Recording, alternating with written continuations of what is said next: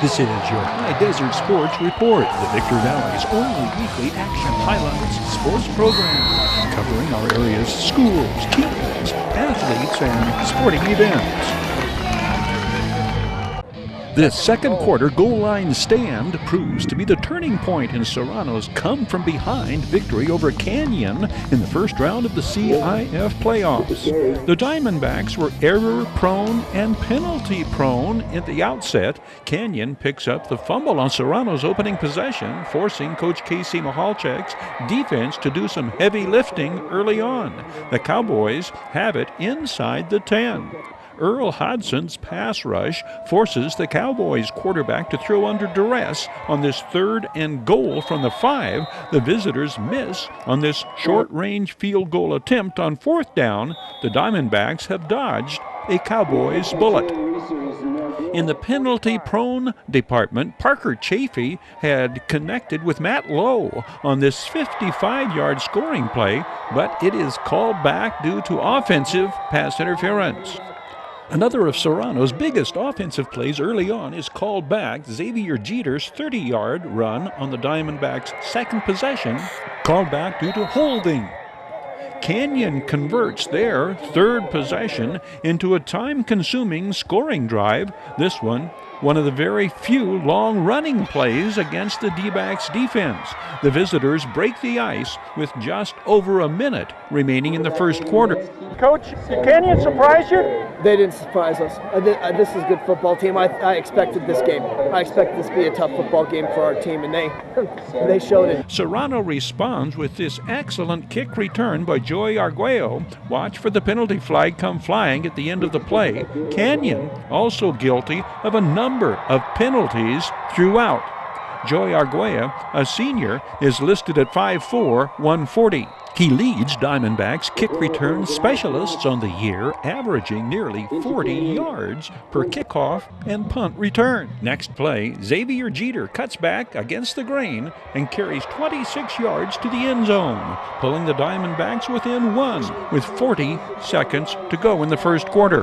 The extra point kick misfires, and Serrano still trails 7-6. The Diamondbacks appear to get it right back on Nathan Sandoval's interception, but a defensive holding penalty negates what would have been the 6', 165-pound junior's 5th interception of the year. And this brings us to the turning point, goal line stand, mentioned at the start of this report. 2 major penalties against Serrano had given Canyon 1st and goal at the 10 before a Cowboys major penalty backs them back to the 25. This quarterback scramble has Canyon 2nd and goal at the 9. Watch Earl Hodgson, 4, stand his ground and bring down the ball carrier, bringing up 3rd and goal at the 6. 3rd and goal at the 6. Earl Hodgson again, and Leighton Steinman, 9. The tackle for a loss forces Canyon to settle for a field goal attempt. Leighton Steinman, 6', 175-pound junior. The field goal try goes awry. Canyon's 2nd missed field goal from short range.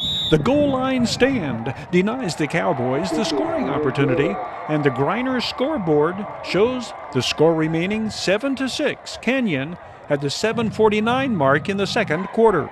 Parker Chafee and company go right to work, feeding off the momentum of the goal line stand 33 yards through the air and into Cowboys territory. Key 3rd and 4. Hdsr Jeter breaks a tackle, keeps his balance, extra effort, and a 1st down for the 6'3", 190-pound junior.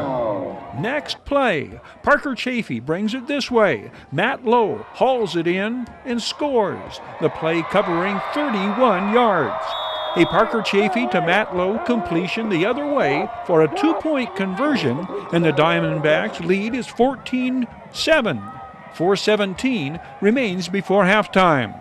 Serrano will take a shot at a field goal on the final play of the first half. The kick is blocked, and the first Canyon defender blows his shot at a runback, throwing it down. A teammate picks it up, realizing it's a live ball, but he's run out of bounds as time runs out. Diamondbacks lead 14-7 at the intermission. There has been no reluctance on the part of officials to throw the penalty flag, sometimes a questionable call, leading with the helmet here, 15 yards against the home team. Other times the call is obvious, a Cowboy Bulldogs Parker Chaffee down, a face mask penalty on the Canyon defender. Both teams come out the second half with their defense dialed in. Watch Blake Willett, 30, and Earl Hodson, 4, the tackle for a loss. The only scoring in the third quarter comes on the Carlos Garcia field goal. John Smolinski let us know it's good. 17-7 Serrano with 2:20 on the third quarter clock. Coach Casey Mahalchik reflects his confidence in his defense, kicking short on the ensuing kickoff, giving Canyon favorable field position at the Cowboys' 40. The Diamondbacks' defense rewards their coach's confidence, forcing a 3 and out. An exchange of punts brings us to fourth quarter action, and Serrano calling on their running back, workhorse, Wakil Sullivan, to work time off the clock. The 5'8", 175-pound senior enters the playoffs with 1,162 yards rushing. Wakil Sullivan carries to the 35 as we pass the midway mark in the fourth quarter before the Diamondbacks turn it over on downs. Canyon drives to midfield and goes for the home run, but Leighton Steinman hauls it in, and the Diamondbacks have it back. By now, the D-backs O-line has worn down the front line of Cowboys defenders. Wakil Sullivan gets outside across midfield and down the far sideline. First down to the 35. Then, through the crease, opened up the middle. The cut outside, the stiff arm and sidestep for added yardage, and the Diamondbacks have it inside the 10. Wakil Sullivan with the carry.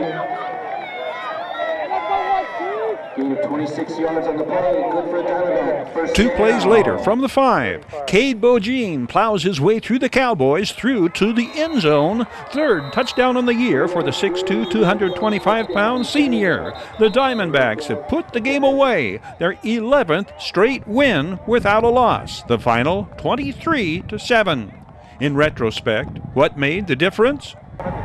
Strong effort in the second half, and putting the defense, the coaches put the defense in a great spot to be successful. They dialed up some good stuff, and I just couldn't be more proud of the way the offense finished at the end and just the defense keeping us in the game. Oh, this is very important. Get the home team victory. Now we got to go on the road against, we don't know yet, but that was a great team victory, and I'm glad we did it.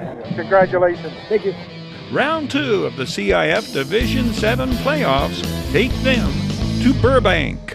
Your High Desert Sports Report is brought to you by Down Home Grill in Victorville on the corner of Bear Valley Road and Ridgecrest Drive. Bid fast and last. World-class auctioneers, family-owned and operated liquidation experts. Midway Home Solutions in Victorville, providing highest quality home appliances at discount prices for 6 decades. Valu Quality Truck Body, family-owned and operated since 1954. Valu manufactures state-of-the-art truck bodies for the construction industry nationwide. Desert High Transportation, reliable and dependable non-emergency transportation for ambulatory and wheelchair passengers. High Desert Sports Training, providing proven training concepts. Call to schedule a free evaluation. Iwanzak Law Firm, trial lawyers for serious problems. And by the Community Table Restaurant in the Holiday Inn in Victorville, supporting high desert teams, athletes, and sports programs. 2015, local fans were treated to 2 playoff games pitting local schools against one another. Apple Valley versus Victor Valley. Oak Hills hosting Serrano in the CIF championship game. We flash back. High school football's second season, the CIF postseason, and a bonus, Cross Valley rivals, Victor Valley Jackrabbits, Apple Valley Sun Devils. The teams met earlier, Apple Valley winning the battle for the bell 13-6, and that presents a dilemma. We know for whom the bell tolls, but for whom does the advantage lie in a rematch? I think it's an advantage for us. I think there's more pressure on them to come back and try to beat us. It should be a close game. I think we're still evenly matched. but I think the pressure lays more on them. It could go either way. It's a disadvantage if you let your kids think that they got this done. But our kids are extremely motivated. It's not about the bell or anything else. It's about getting to the second round of the playoffs, so they know that. So for us, it's an advantage. It's a confidence thing. You've been here, you've done that. Let's turn it up a notch and take care of business tonight. This game would feature outstanding defense, 2 quarters of scoreless play, in fact, the first and the first quarter of the second half. It's a game not to be decided by inches, nor breaks, not even mistakes. Neither team would commit a turnover. Players performed with intensity but controlled their emotions. No penalties for unsportsmanlike conduct. It is instead a game of knockdown, drag-out, hard-fought high school football, with neither team deserving to come out on the losing end. Both teams' scoring drives would begin on the first play of a fresh quarter. For Victor Valley, the second period. It begins with them pinned back on their own 1, following an incredible Sun Devils punt. 99 yards to pay dirt, staring the Jackrabbits in the face. Quarterback Daniel Walker and his teammates did not blink. Junior tailback Donald Mitchell for a huge first down. The aerial connection with Jamal Tate at midfield to move into Sun Devils territory. Daniel Walker adding power to his elusiveness. Another Jackrabbits first down.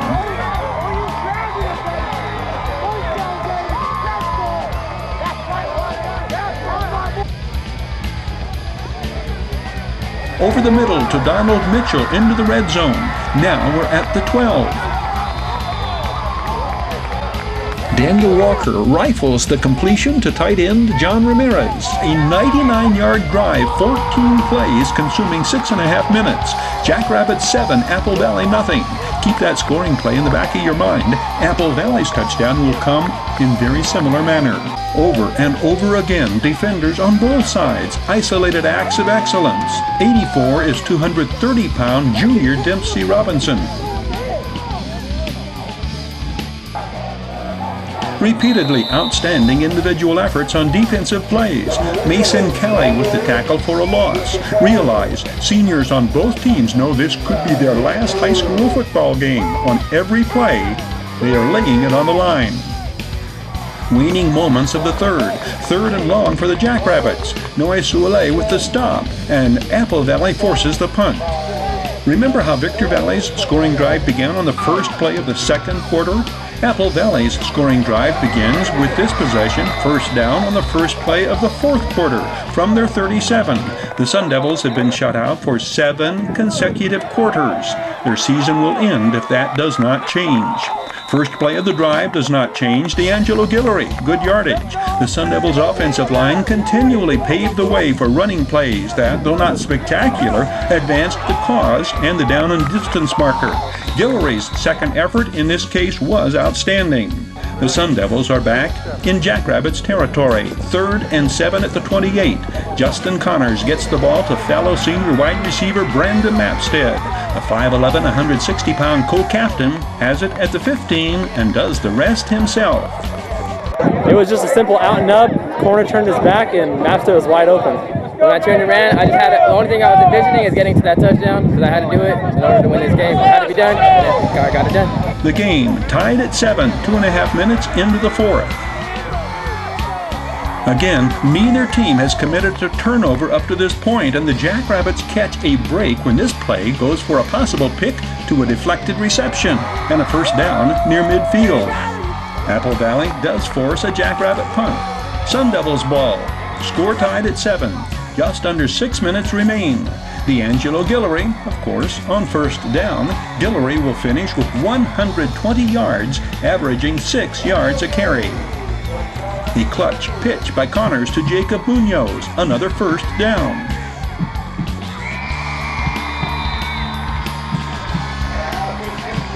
Apple Valley is back into Jackrabbit territory, but can they reach the red zone?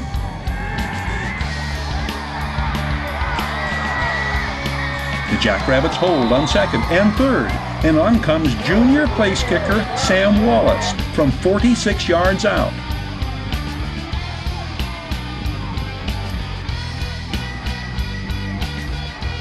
Up, true, and through. Sun Devils lead 10-7, 2.5 minutes to go. Victor Valley begins their final drive with a running play, and it's met by a wall of resistant Sun Devils. Incompletions on second and third down. It's 4th and long for the Sun Devils, the realization that it's over. Apple Valley runs out the clock, and time runs out on the Jackrabbits' incredible season. This is a huge victory because this is the 4th time going to second round for Sun Devil football and beating the freaking Rabbits, part 2. I told my team we got to play with emotion. The way I was playing out here, I was running my heart out. I'm a senior this year. I do not want this to be my last game. I want to go to round 2. I play with my heart out today. That's what I told my team, and just play with emotion. The Sun Devils advance to the quarterfinals, hosting 3rd-seeded Citrus Hill. The Oak Hills Bulldogs, CIF champions. The first CIF football title for the Bulldogs and Coach Robert Hdsr, coming on a 40-21 upset of Serrano in a contest deemed the biggest football game in the history of the high desert. After a low-scoring first half, it becomes a battle of lead changes in the 3rd quarter before Oak Hills, led by junior quarterback Brandon Porter, seizes control and cruises to a crushing conquest of the favored Diamondbacks. The first half was dominated by Oak Hills, containing Sultan Sullivan for the greater part, deploying a ball-control, run-oriented offensive scheme, giving the home team, Bulldogs, a 13-7 halftime advantage. Serrano not to score until the final 15 seconds of the 2nd quarter. 4 lead changes in the 3rd quarter. The turning point. Oak Hills' goal line defense keeps Serrano out of the end zone after a 1st and goal at the 4, preserving the 27-21 4th quarter lead. Brandon Porter, 9 for 9 passing, just under 300 yards total offense, 2 rushing touchdowns, 1 touchdown pass, no interceptions. In the earlier loss to Serrano, 4 interceptions. What made the difference? Just being relaxed, man. Last time we came out, we weren't relaxed at all. We had a lot of tension going on, but man, we just came out this time and we was relaxed, played the game we love. Brandon Porter turns in his most electrifying run of the night, breaking a tackle, scrambling down the sidelines, stunning the Serrano defense with a 28-yard touchdown that ices the game, essentially, on an ice-cold night at the Dog Pound. With 5:05 left to play, it is Oak Hills 33, Serrano 21. The final touchdown of the ball game comes on the J.J. Lewis run of 7 yards. The final score, Oak Hills Bulldogs 40, Serrano Diamondbacks 21. Senior Jeremiah Lorick, a leader on the team that has beaten Serrano 2 of the last 3 meetings. Man, we just came together, bro. We fought as hard as we could, and you know, this is that outcome. Oak Hills Bulldogs, CIF champions.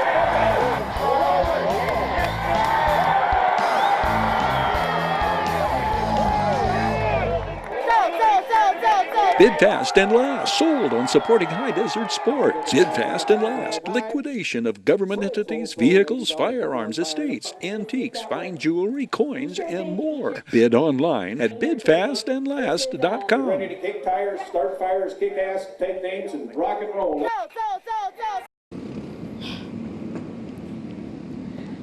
It means a lot to me, and yeah, it just means a lot. Never underestimate how much Wheel to Wheels Race for the Rack means to cancer survivors. The races for the checkered and season points totals take a backseat to the importance the event holds in showing support for cancer survivors and their families and friends. This Wheel to Wheels 7th annual Race for the Rack, survivors introduced with signs showing survival from 2 weeks to over 50 years. You know how we go. We roll. Rick, it is great seeing you back out. What are you doing out here, Rick? Hey, well, you know what? I just love these people. I love racing. And, yeah, I have a bunch of backup. And we're going to go out here and have a good time. Support John and Crystal. And actually all the drivers that have drove over the years. And yeah, we're going to go have a good time. That's what we do. It is no easy task for Rick Beeson to, as he puts it, cowboy up and get back behind the wheel. He is some 11 years a cancer survivor and on his third pacemaker to boot. His pre-race goal is to try to get a couple of laps in, but you can almost feel the way his adrenaline kicks in as he realizes, I got this at least one last time, and he battles his way through the field of 6. He not only finishes the heat race, he finishes third behind Heidi Jo Eriksson Kolb, 77, and season points leader Brian Kuhn, bright yellow 23. Rick Beeson later confides he almost did not come back out for the main event, but he will, and how he does is a bona fide thrill. Race for the Rack heat race sponsors include Race Day Images, ATEC Transmission, Patterson Print Shops, Gina Horn Designs, Nutty Bolts, True Cords Firewood, Rebel Oil, Town and Country Tire, Orion the Flying Lion 88, Trophy World, Frank James Enterprise, AK PTA. In this intermediates heat race sponsored by DMB American Tax Prep, the Bandit, Braden Miller-Bushy, overtakes the front runners and takes the checkered. 23 is Jim Scollard, Stronghold Engineering Superintendent out of Riverside, pole position in the night's first Pro 500 heat race, sponsored by Taylor's Hitches and Stitches. Black 33 behind Scollard, Justin Taylor. John Alonzo in white 99. John 8 and 7, and Bobby Taylor 766 get out in front and stay there, previewing their upcoming battle in the main. This heat race won by the former NHRA Top Alcohol World Champion from Laguna Hills. Lila Bonham, 4, starts behind Cash Culp, Ryan Bond in blue 14, and Norma Weatherby, white 9, in this KT100 heat race, sponsored by St. Clair Plastics. Lila Bonham on her way toward a milestone night of excellent racing for the Apple Valley teenager. She comes from the back of the pack to take the lead and the checkered, foretelling her later success in winning her first KT100 main event of her rookie season in dirt karts racing. All 9 main events are sponsored by Above All Pest Control, the 12-car intermediates main, 54 Junior Pontiac at the pole, Braden Miller-Bushy outside, 16 Lydia Brown, 11 Cole Brown, younger brother of Lydia, 28 Stevie Simpson, winner of the previous race main, 23 season points leader Jaden Manchester, Cash Culp, Zate Legend, black 8 orange trim, 18 Casper Wright, 66 Michael Twining, followed by Mia Farrell 51 and Alex Edsel 7. Jaden Manchester returns to the top slot on the podium, finishing ahead of Lydia Brown. Then Cash Culp third. Jaden Manchester, the 9-year-old and 4th-year veteran, increasing his season points lead to 7, 87-80 over second place Stevie Simpson. The Flying Lion, Orion Petrie, captures the checkered in the very beginners class, Speedway Sprints Juniors. Orion Petrie finished 3rd in the juniors main the race prior. He celebrates atop the podium this Saturday night. John Eden, Bobby Taylor, John Alonzo, starting 1, 2, 3 in the Pro 500 main, and that is how they finish, ahead of Justin Taylor and Jim Scollard. In season points, John Eden has a 6 points lead over second place John Alonzo, 85-79. Bobby Taylor is in third, 71 points. The girl and the lady rule and reign in the KT100 dirt karts class. 16-year-old Lila Bonham leads from beginning to end ahead of Storm and Norma Weatherby, white 9, Cash Culp and Ryan Bond, blue 14. This marks the first main event victory for the teenager, who is also active raising cattle in Apple Valley FFA and is a member of the Apple Valley High School Marching Band drumline. Cash Culp's third place finish enables him to maintain a 6-point lead over Norma Weatherby in season points. It's another young ladies' night out in front in the restrictor main. 15-year-old Stevie Rogers increases her lead in season points to 15 with the runaway win. Ricky Simpson finishes second in this main and is in second place in season points. He has 90 to Stevie Rogers' 105. That's the highest season points total of any racer in all the wheel-to-wheel classes. Cash Culp, who raced in 4 classes this night, wins the Dirt Karts Junior main. The 11-year-old from Nuevo has been racing since he was 6. His 77 points lead in this class is the widest among all racers. Here is the start of the main we have saved for last. The Dirt Karts Senior class.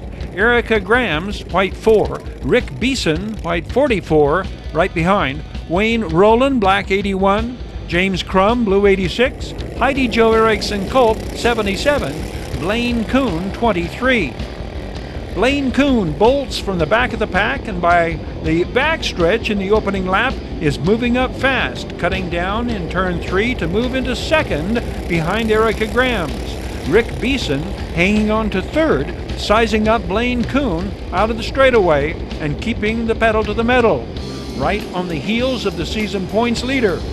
Rick Beeson starts this main not hoping to make a splash in season points, but racing against his own restraints. And when he continues to realize he can still make this pony run, it becomes more and more fun trying to overtake those ahead of him.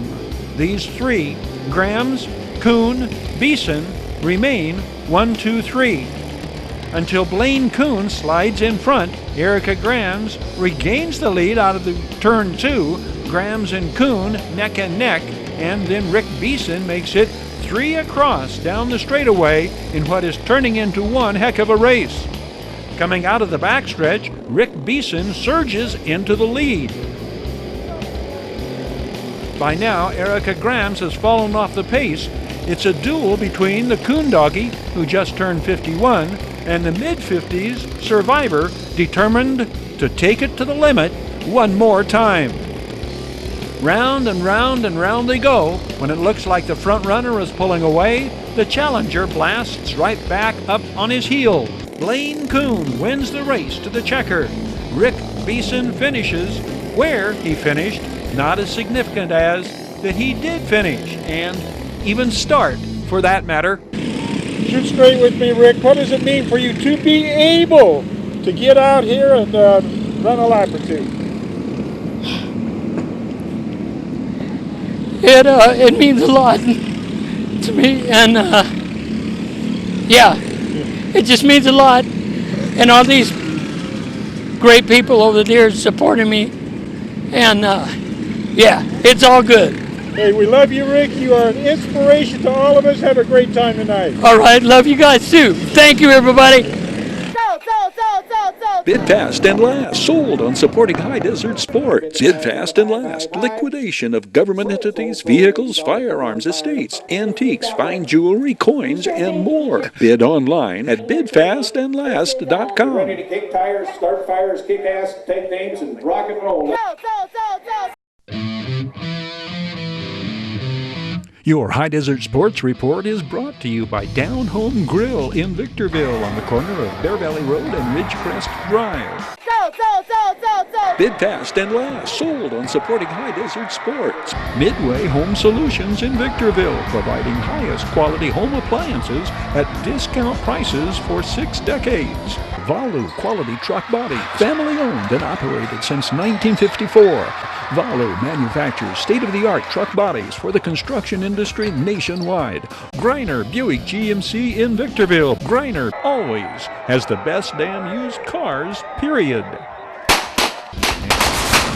Iwanzak Law Firm. Trial lawyers for serious problem. Desert High Transportation. Reliable and dependable non-emergency transportation for ambulatory and wheelchair passengers. High Desert Sports Training, where athletes of all ages, all sports, girls and boys, improve speed, quickness, endurance, and strength on state-of-the-art equipment.